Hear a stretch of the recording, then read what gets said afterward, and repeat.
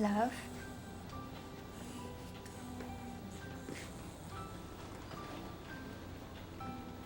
I love you.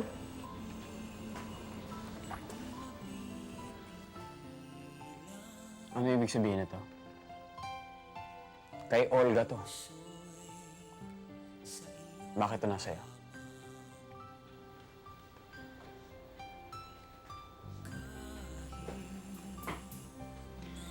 Niloko mo ako. Ikaw si Olga. Niloko mo ako. Ikaw si Olga!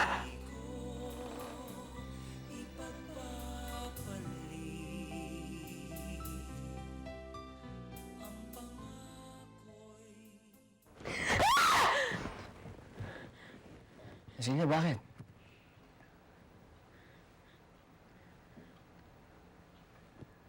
Wala. Nanaginip lang ako. Kung ano-ano kasi iniisip mo bago ka matulog eh.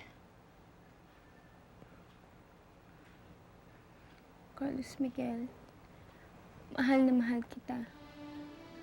Lagi mong tandaan yan na mahal na mahal kita.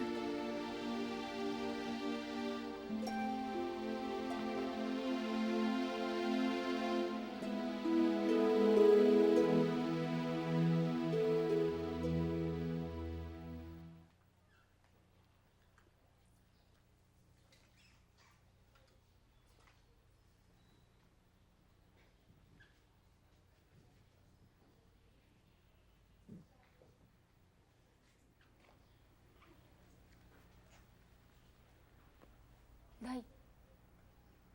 Day! Gising ka pa ba? Bukas gumising ka lang maaga, ha? Kasal ko na! Abay kita!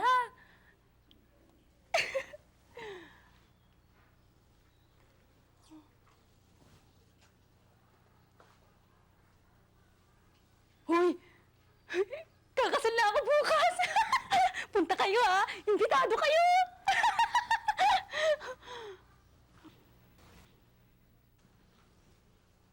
Hoy! Punta kayo sa kasal ko! Kakasal na ako bukas! Imbitado kayo!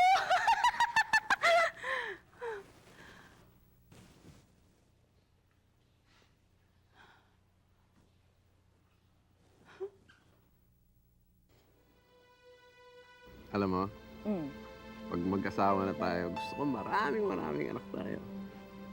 Anong anak ka dyan, Vladimir? Pwede ba magtapos muna tayo ng pag-aaral? Saka gusto ko, bago tayo magkaanak, yumaman muna tayo.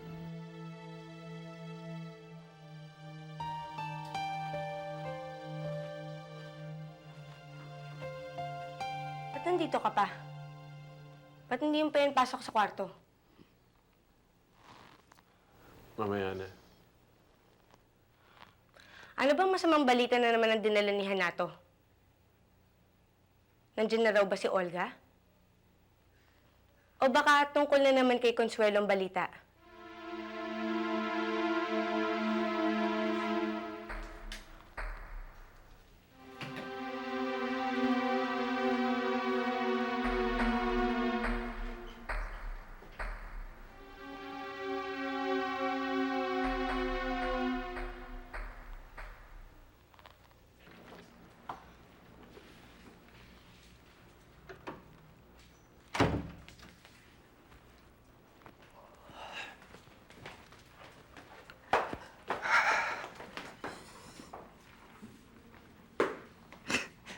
Jose Enrique, Sorry. mukhang nakainom ka. Konti lang. Sorry, Pag.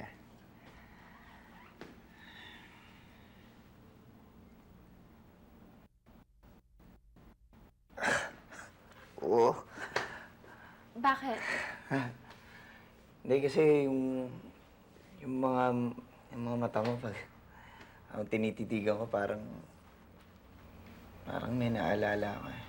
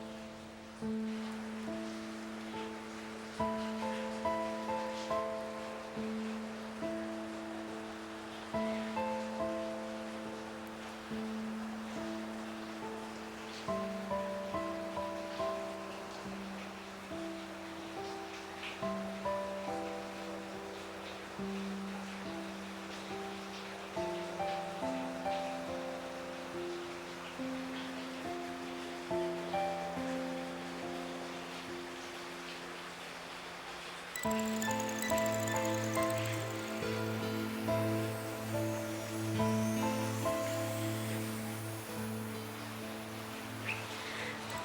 Miguel?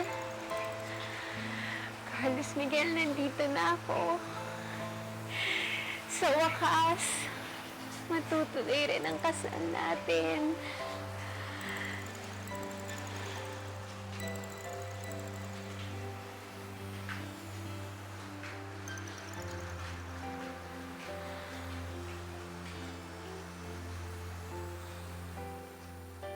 Sige, Jose Enrique.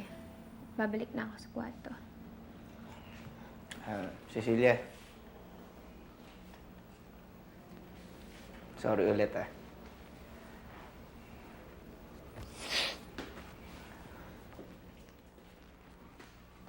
Cecilia. Alam mo, kasi ngayon ko lang napansin yung mga mata mo. Meron palang pagkakahawig sa mga mata ni Olga.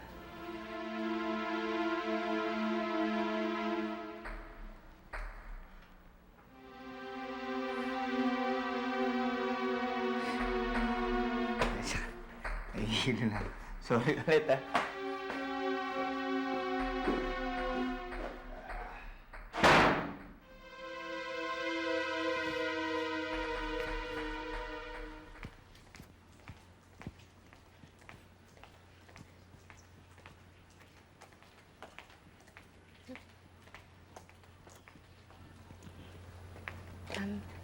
Halika na sa loob. Kakain na. Teka lang, may iniisip ako eh. Importante itong iniisip ko. Alam mo ba kung ano yung iniisip ko? Iniisip ko yung pangalan ko. Alam ko kasi ang pangalan ko, Cecilia. Pero alam mo, may kumuha eh. May gumamit. Kaya wala na akong pangalan. Ikaw, anong pangalan mo? Aida. Aida? Pwede ko ba mahiram yung pangalan mo?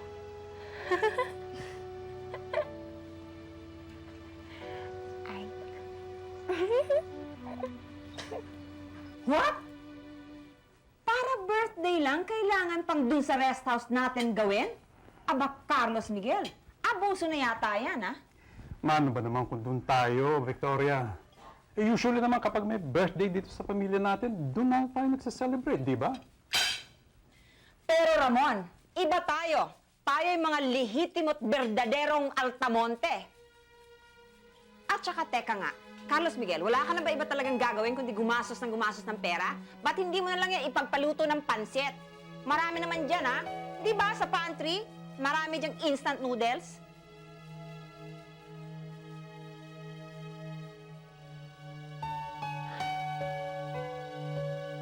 Cecilia. Sige, kung yan ang gusto mong pangalan mo, yan ang itatawag namin sa'yo dito, ha?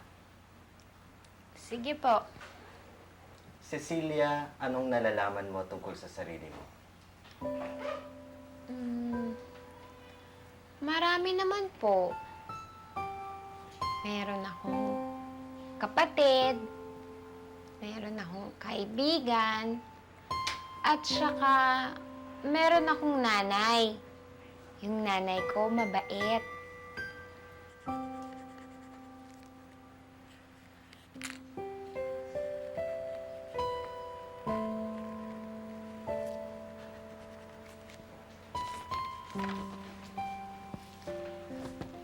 Ba't ganito itsura ng drawing mo?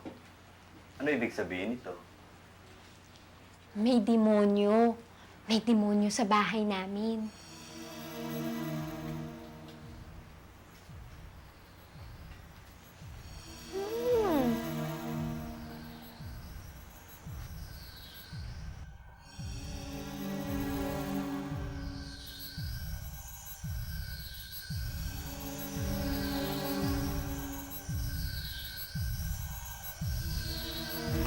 Ano ba? Kailangan ba siya dalhin sa sa ospital? Oh my God, si Raul.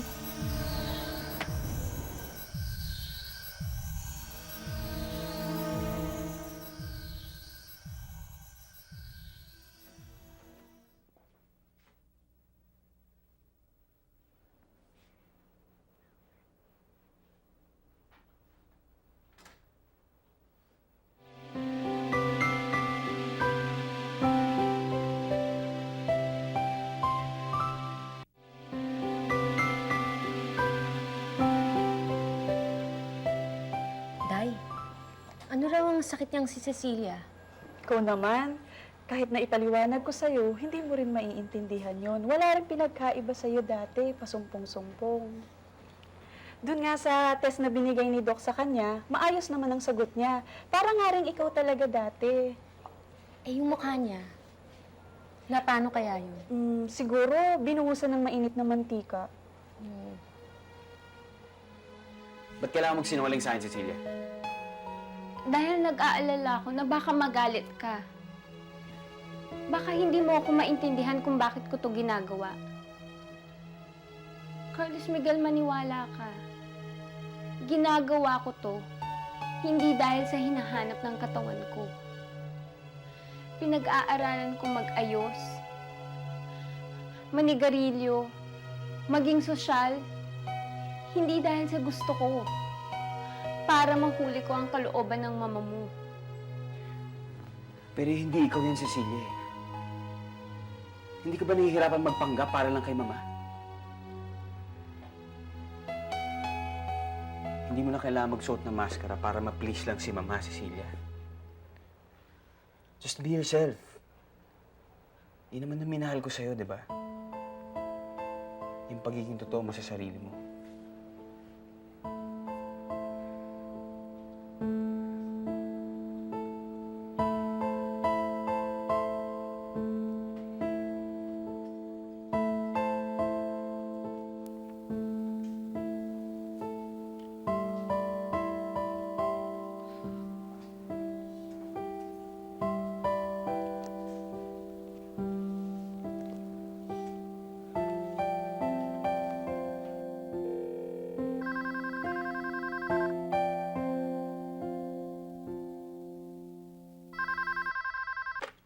Hello?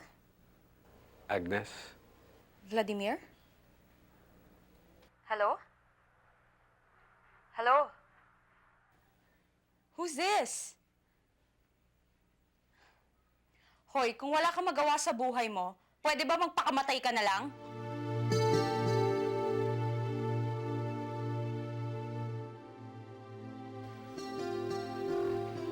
Tito, I'm sleeping. Halika na.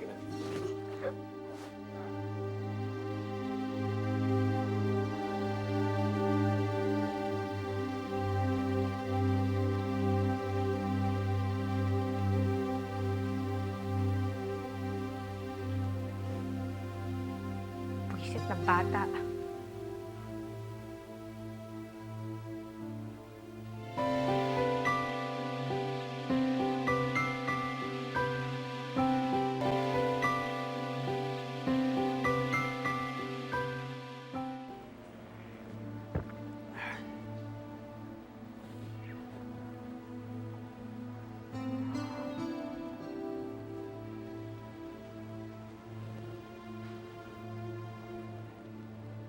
Tol. Asawa mo? Papahinga na siguro. Hindi ba masama yung loob niya sa akin? Bakit naman? Hindi, kasi kagabi medyo nakainom ako. Ewan ko ba, nung titigan ko siya sa mga mata niya, bigla akong naikumpara kay Olga. Siguro dala lang ng kalasingan ko. Kaya ngayon, medyo nag-worry lang ako baka kasi hindi niya nagustuhan yung sinabi ko sa kanya.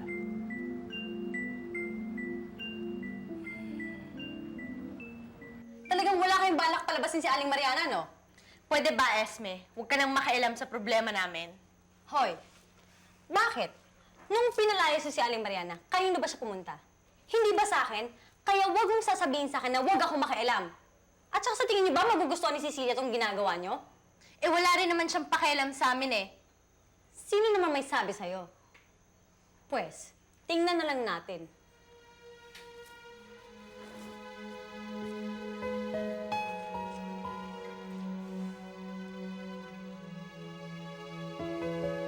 Alam mo, malapit na talaga akong ikasal nung day eh. Kaya lang, hindi sumipot yung syota ko. Nagpakasal pala sa ibang tarantado. Parang ang tanga eh. Tama na nga, wala naman akong kuto eh. Alam mo, ako din eh. Dapat ikakasal na ako. Kaya lang, ako naman yung hindi sumipot. Oh? Hayop ka, Tiray! Hayop